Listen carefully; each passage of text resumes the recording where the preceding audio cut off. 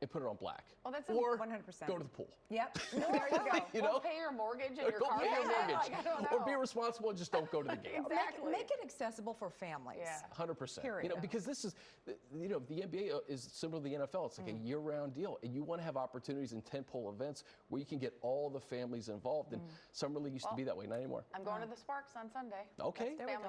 That'll be fun. Yeah, All it'll be right. good. All right, Chris. Thank you. All right, guys. Kcal News at 9 starts right now.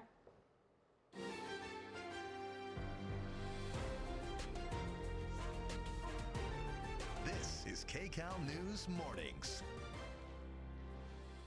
Right now at 9 o'clock, LA's homicide rate continues to drop. Next, how the city is explaining the decline and what that means in grander schemes of things across the country. Plus, the truth is out there. See why astronomical experts say busy airports could be the key to contacting extraterrestrial life someday. Wait, what? What did you just say? And finding some zen on the porcelain throne. Why more Gen Zers say they're finding ultimate daily peace in the bathroom. These stories, you guys. Oh, Yeah. my. Wow, this is an hour of stuff. But first, Okay, from the bathroom to this beautiful shot. My goodness. I'd rather look at this, guys, than Yes. talk about bathrooms. Me too. Okay, But- beautiful shot. this shot too. Santa Monica, There looking you go. gorgeous. Well, we hope you're having a good morning watching Kcal News Mornings at 9, whether you're at the beach or on the porcelain throne. Today is Wednesday, July 9th. I'm Jamie Yukas. I'm Rachel Kim and for Sheba Turk. Thank you so much We're for joining appreciative us. that you're watching anyway. so. Yeah, Exactly. Paul in and the Kalina bathroom. here to bring your next good weather morning. and traffic. Good morning, guys. Morning. Paul, the heat. Great. My turn. Do trying to make a smooth aliens transition. land at the Bradley terminal? Do they have to go through international I think customs? so, yeah. I and feel like I hopefully- see Hopefully aliens they have sometimes. global entry. Yeah, they pre-check? Are they pre-check? Do they even wear shoes? All These good are questions. We're going to answer all this All in the good next hour. questions.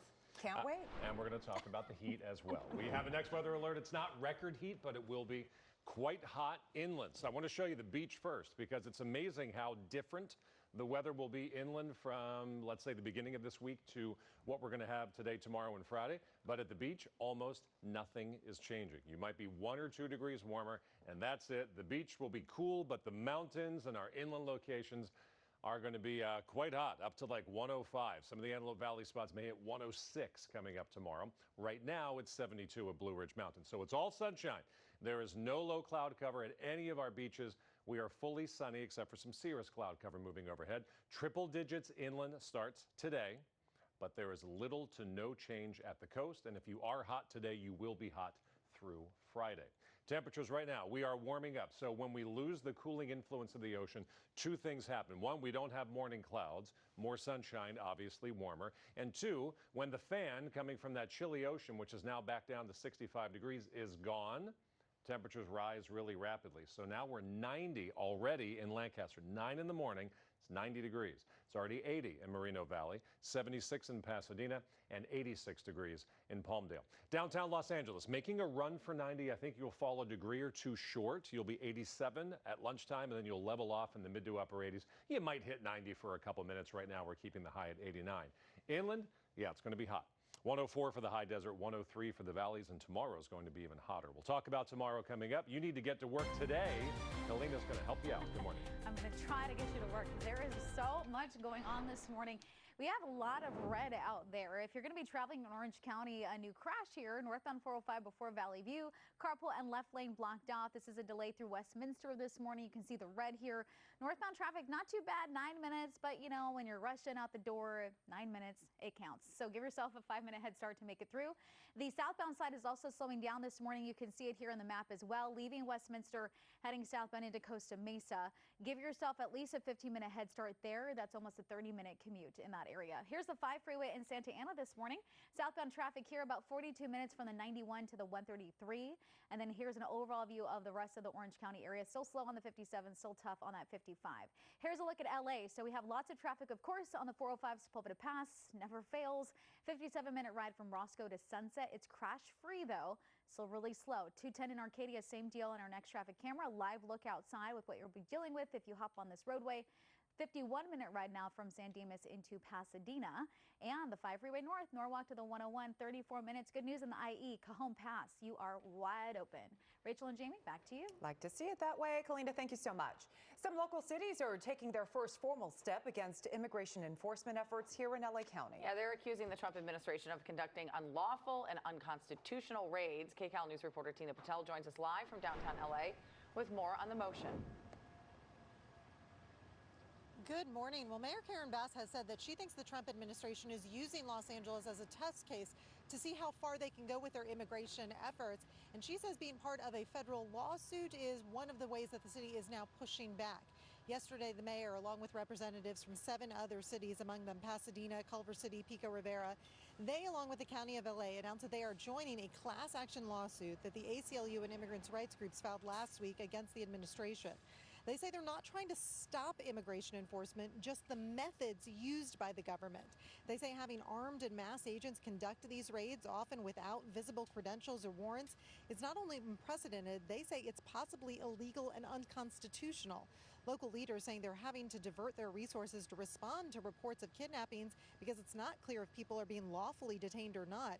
They hope by taking legal action, they'll be able to ensure that there is due process.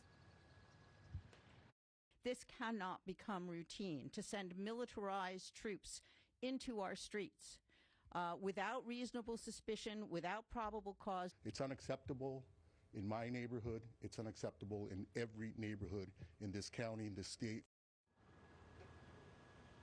DHS has not responded to our comments or requests for comments, but they put this message on social media yesterday. When our heroic law enforcement officers conduct operations, they clearly identify themselves as law enforcement. These arguments are becoming desperate. Now, legal experts tell us that this case, like many of the other ones that have been filed against the Trump administration in the past few months, will take a while to wind their way through the court system. We'll, of course, be keeping watch. We'll send it back to you. All right, Tina, thank you so much. Well, green card holders are being warned that their status could be revoked for breaking laws. Customs and Border Protection says lawful permanent residents with criminal records risk detention and deportation at U.S. entry points. This warning comes as immigration crackdowns intensify, with undocumented immigrants and even those with valid visas or green cards being targeted. Officials stress that violating immigration laws can lead to serious consequences, including removal proceedings. California is racing to help Texas. Some local canine search teams are already on the ground, and more are leaving this morning. That's right. They're a part of search and rescue teams hoping to find survivors of the catastrophic flooding. Kcal News reporter Amanda Storantino is at LAX as the teams departed this morning. This right here is a very special dog with LA County Fire Department. This is Clifford, and he is getting ready to board his flight to Texas with firefighter paramedic Jonathan Munguia right here. That they're going to be doing very important work to help all these families devastated by these flash floods in Texas. So we're going to let them go, get ready for their flight. We just talked to the captain about what these teams are going to be facing on the ground. It's just we're going to adapt with whatever comes our way, and we're just going to make it work. I mean, he's comfortable. He's been doing this for some time now. We both have, so we're ready for anything. Among the deployed are Fire Captain Selena Serrano and K9 Prentice, along with firefighter paramedic Jonathan Munguia, who you just met, and his K9 Clifford. They're going to be joined by Search Team Manager Fire Captain Michael Devine for a 14-day mission. These K9 teams are trained in human remains detection and are being sent at the request of the California Governor's Office of Emergency Services. But this is just one part of a much broader effort. In total, California is deploying 18 urban search and rescue specialists to Texas, representing multiple agencies, including fire departments from Riverside City, Menlo Park, and Orange County. This includes 4 specialized canine units and support crews who will be working directly with Texas, state, and local officials. Earlier this week, Riverside City Fire deployed an incident support team by air, followed by a second wave of search and rescue personnel and canines who are currently driving to Texas. It's just an honor for us to have these dogs and their handlers. They're part of our urban search and rescue teams, and they go out to different incidents like the one that's occurring right now in Central Texas. And this right here is Prentice. He is a human remains detection dog on his way to Texas, and he's ready to get some playtime in before he gets a lot of work done over there. He is 11 years old and is going to be heading with this crew to Texas. They have an American Airlines flight that leaves at 9 a.m. and they're ready to hit the ground running, as there is a lot to be done once they get over there. Thank you so much, Prentice, for your good work. Our hearts go out to everyone in Texas and obviously these crews that are representing California. Back to you guys. Oh, most definitely, Amanda. Thank you. Let's get to developing news now. High-speed pursuit ends with a deadly crash. Our assignment manager, Mark Blue, at the desk with details. Mark? Yeah, it appears that this driver wrapped this SUV around a utility pole while trying to escape. Unfortunately, the driver died in that crash. Now Glendale PD launched an investigation into how this happened. You can see Glendale PD officers at the driver's side door of a silver SUV on Verdugo south of Chevy Chase this morning. And what you're looking at here, as I said, is the end of a high-speed pursuit started by Glendale Police at about 3 this morning. They say the want on that SUV was that it was a reportedly stolen vehicle. Chase began at Chevy Chase and Acadia, which is about 1.5 miles to the south. Went at very high speeds, ended up crashing just about 10 minutes after it began here right into that pole. The driver, described only as a man, was killed at the scene. Now, a second car was also struck. You see it right there. The driver of that car was fine. They just happened to be passing by and got struck by this pursuit as it was going by through that intersection. The LA medical examiner has now come and taken the body of the driver that was killed to the coroner's office for identification. We don't have that yet.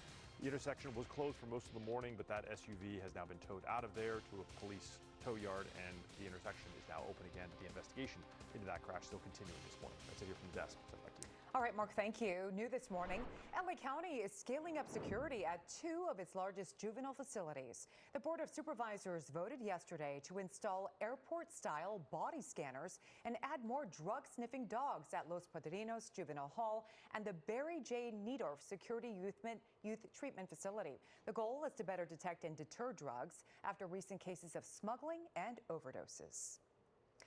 The LAPD says Los Angeles is on track for its lowest homicide total in nearly 60 years. The department says killings dropped by more than 20% in the first half of the year. Recent data shows there were 116